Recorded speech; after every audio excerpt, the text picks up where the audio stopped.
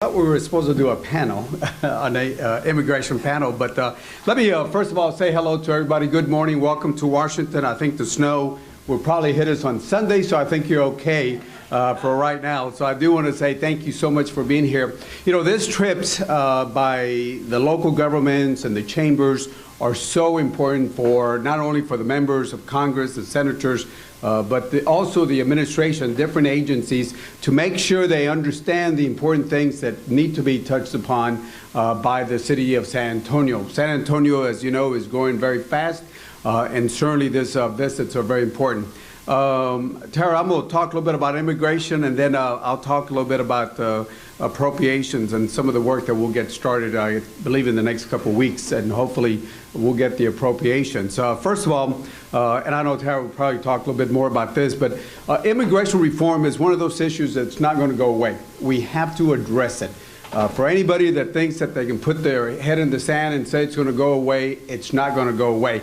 If you look at immigration reform throughout the history of the world, there's always been movement of people one way or the other. Sometimes they move around because of war, sometimes because economic reasons, sometimes because of famine, but there's always movement. So therefore, the countries that have those political lines have to have some sort of system in place to address that movement of goods. In our particular area, it's more movement because of economics. You have people coming in through not only the southern border, but other places that have come in. And keep in mind that 40% of the people out of the 11 and 12 million undocumented persons we came here came in through a legal permit or visa. So if you're one of those that believes in a wall is not going to keep those 40% out of the 11, 12 million people from coming in. So we got to be smart on how we do immigration reform. As you know, Senate did pass the bill. The House, we're waiting for the Republicans to make a move. As you know, this last weekend they had a caucus and they talked about it, and at least one good part about it is you have Boehner, Cantor, you have McCarthy, Paul Ryan. I understand Paul Ryan was in San Antonio a week ago, 2 weeks ago, and Mario Diaz-Barlet and other folks that are talking about on the Republican side, they're talking about some sort of immigration reform. They presented it, but as you know, just like on the left, on the Democratic Party, we got some folks on the right, on the left that want 100%. It's not going to happen. And then you got some Republicans, the Tea Party folks that want 0. It's not going to happen. Something is going to happen. The question is, where do we get into that comfort zone to get this done? The biggest problem that the Republicans have, in my opinion, is the Hastert rule. How do you get past the majority to the majority? And they're trying to figure that out. And I've sat down with whether it's Paul Ryan, whether it's Mario Diaz-Barlet or Goodlad, who's the chairman. He's the one that's going to control a lot of it from coming in. Talk to other Republicans on how we get it down. I spoke to Becky Talon, which is the new speaker person that the Speaker Boehner brought in to talk about immigration reform. So the question, I think, is going to be over a couple of things. One, security, and I'll mention that in a few minutes a little bit more. Two, what do we do about the 11 or 12 million undocumented aliens that we have here, persons that we have? And then the other thing is timing. When do they do it? I still think that the best windows to do is we had it in 2009, and when the Democrats were in charge, Democrats in the Senate, in the House, and the President, didn't happen.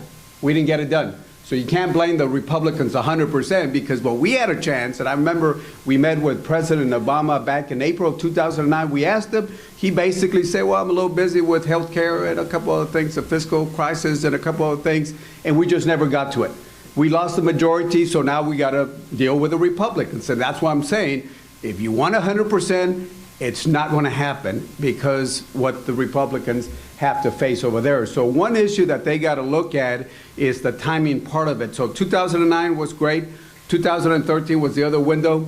The next big window will be 2017. Now, I'm not saying we ought to wait till 2017. I'm talking about the good windows that we have. But if not, hopefully we can get something done. Paul Ryan did come out of the caucus and said, we don't think it's going to happen this year. That's one opinion, but let's see what the other folks are. I've been talking to some of them. There's still some that feel that we can do it. Question is, how do they do it with primaries?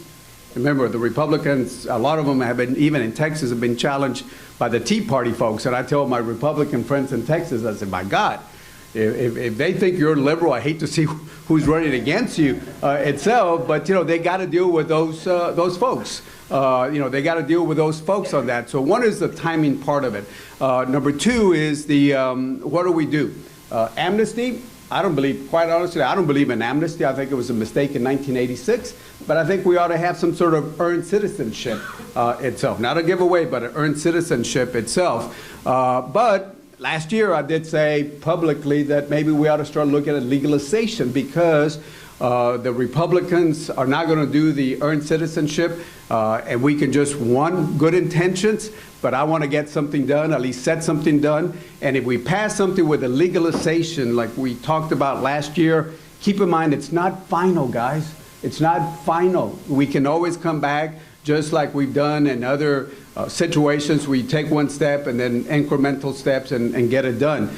And if you do legalization, keep in mind there are, as long as the Republicans, and I told Goodlatte, you don't have to put a special pathway, but don't put any special barriers to those folks that are legal so they can become citizens. The kids should become citizens, the dreamers, but the other ones, let them work, travel, and then if there's a system, there's something in the law that allows them to become citizens, then allow them to do that.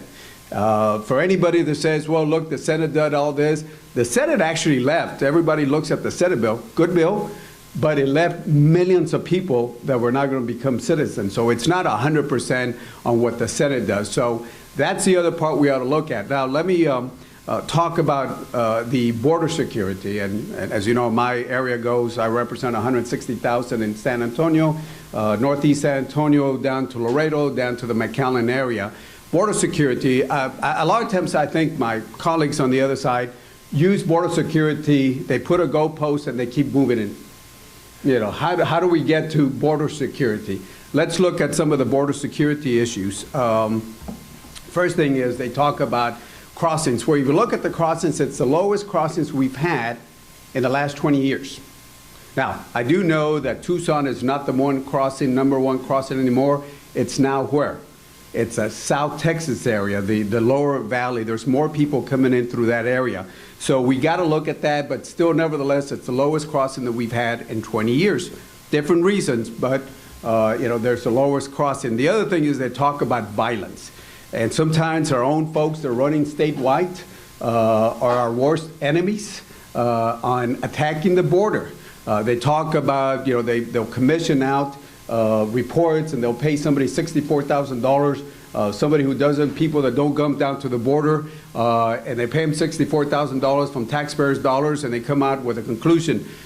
Doing business in a border community is like doing business in a war zone. And if you remember those honorable military, ex-military folks being in Iraq and Afghanistan, now that's a war zone. Look at the border, it's a different story. Let me give you some numbers. For example, if you look at the 2012 FBI Uniform Crime Reports murder rates, the national murder rate, and we're still waiting for the 2013, but the latest numbers we have from the FBI, the national murder rate was 4.8 murders per 100,000. If you look at it, McAllen was 0.7, Brownsville 1.7, Laredo 3.3, El Paso 3.4, itself. San Antonio was good, not on the border, 150 miles was 3.3.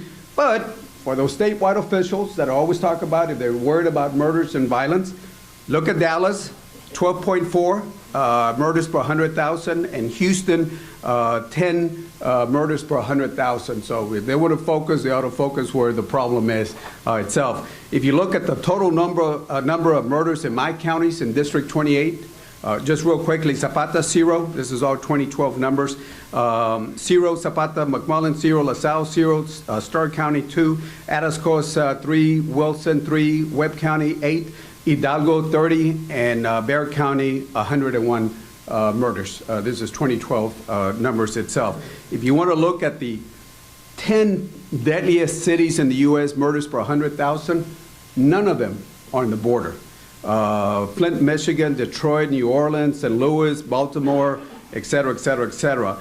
Look at the if you look at other murders numbers itself, here in D.C., there's more murders here per 100,000 than Laredo, McAllen, El Paso, San Antonio. It's not the border, but still on that. So it's deadlier here itself in this area.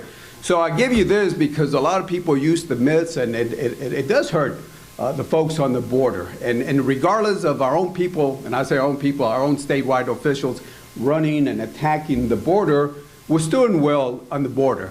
Trade, for example, Laredo is the largest inland port in the whole country.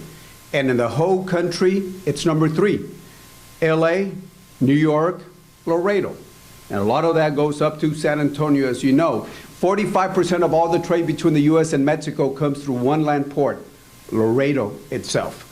So again, what's good at Laredo is good for San Antonio because of the IH-35, and I think eventually we got to start talking about expanding IH-35 to carry more because of the Eagle Ford, of the development between the San Antonio area and the Laredo area. You've seen that area. If you travel there, I think we need to start talking about expanding.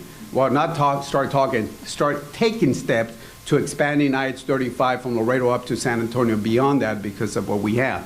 Now, the other thing is, let me conclude on appropriations, since that's the only committee I'm in. As you know, 2/3 of the $3.5 trillion budget that we have, 2/3 of it is on automatic. Medicare, Social Security, veteran benefits, the entitlements, 2/3. That's an automatic, unless we make a change. And as you see, anytime you make a little change, once you give something to somebody, people complain. As you know, Paul Ryan came up with a suggestion about taking a little bit away from the younger retirees from the military, and what happened? They started saying, oh, you can't do this to us. So if you do that to seniors, they're going to do the same thing. You take it away. Once you give something, it's hard to give away, to take it away.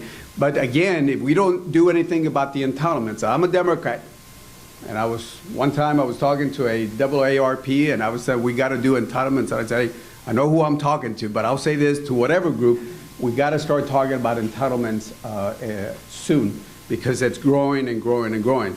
So therefore, the other 1/3 is discretionary, and basically you have the military and the non-military amount that we have.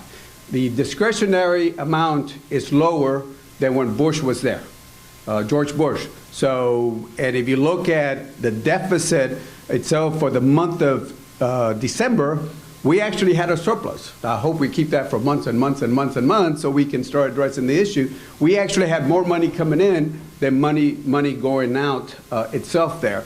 And again, one of the issues that we face in the appropriations is we get, and if anybody has this answer, I would love to have you come work for me to solve this, is people say, get rid of that deficit. It's horrible. You got to do something about it, number one. Number two, don't raise my taxes. And number three is, hey, we need more money for my program, because my program is the most important program in the whole world, whether it's education, military, transportation, whatever the case.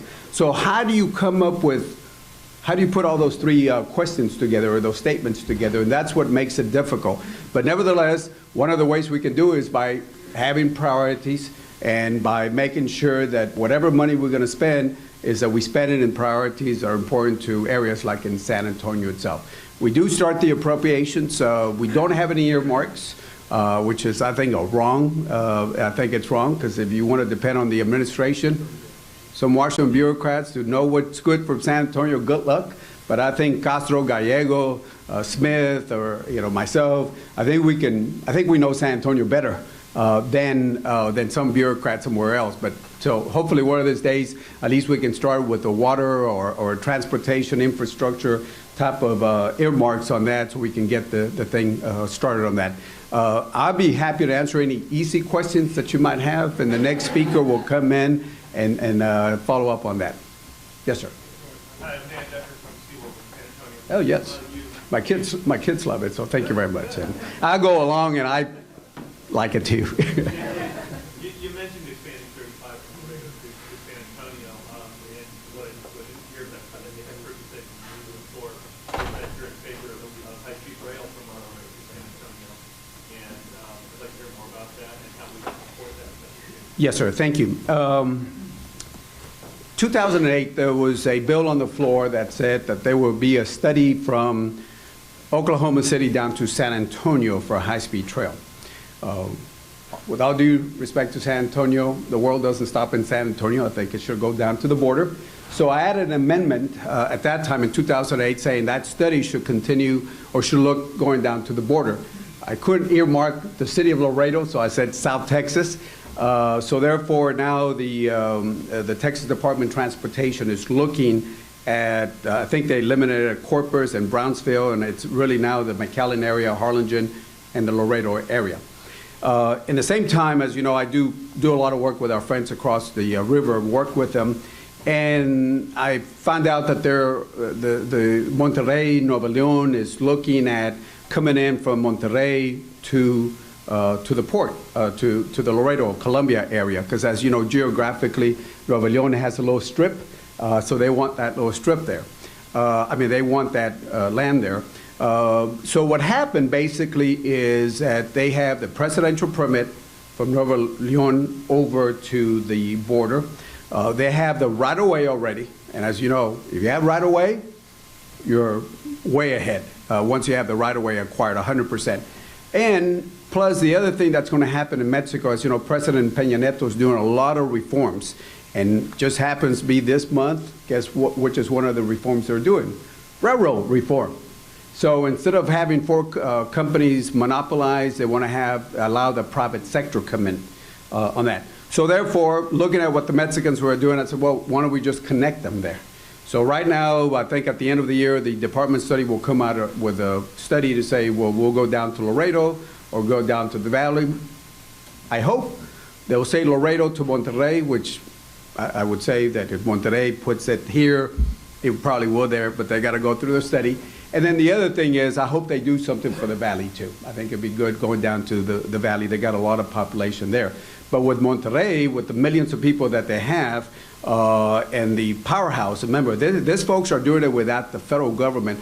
Now the federal government, we had a meeting up here on the Mexican side, is going to get involved. How are they going to fund it? Basically, private sector. That's what they're looking at doing up there. And again, those, if you know anybody from Monterrey, the folks are pretty aggressive and they intend to do it. Come in through the Columbia Road area, and you know, we're hoping we can have a pre-clearance also to make it quicker. Now they still have to stop at Laredo. It doesn't mean they're going to just pass at Laredo. The Laredo folks are saying, hey, hold it. You can't bypass this, Congressman, from Laredo. But they'll do a stop, but it'll be a lot faster once they do the stop, clear, and then move on itself. So I think it's something that we ought to look at. It's a long step in the future, I understand, but the interstate highway system in the United States was a long way. When the railroad started years ago, it was a pipe dream, and look where we're at right now on that. So, but I think the steps are moving in the right direction itself. One last question, because I don't want to take up too much time. Good seeing you again. Thank you for the work that you and Kevin and the other folks are doing for Colonias. My pleasure, my pleasure. Thank you for joining us for our dedication. Appreciate that. You probably know that a few years ago, San Antonio lost its distinction as a UASI city. Yes. And UASI flags are critical for us to harden our law enforcement security efforts to prevent any sort of terrorism attack. As certainly one of the largest cities close to the border, when you look at the other UASI cities, there are ones that don't have the type of military presence that we have, or the proximity to the border. Any sort of terrorism incident happens in San Antonio, that would not only have a human toll, but also, of course, economic. We've been working for the past 2 years to try to get San Antonio back on that list and try to pull those funds back to our community without any real success. So what can we do to try to advocate that and put us back on the map? Right. Basically, the same thing. When people say we got to cut, they had to cut. And unfortunately, San Antonio and some other cities got cut. I've been an advocate to try to put more money back in that area because I think San Antonio should get that funding back, and we've been very supportive. But again, very straightforward.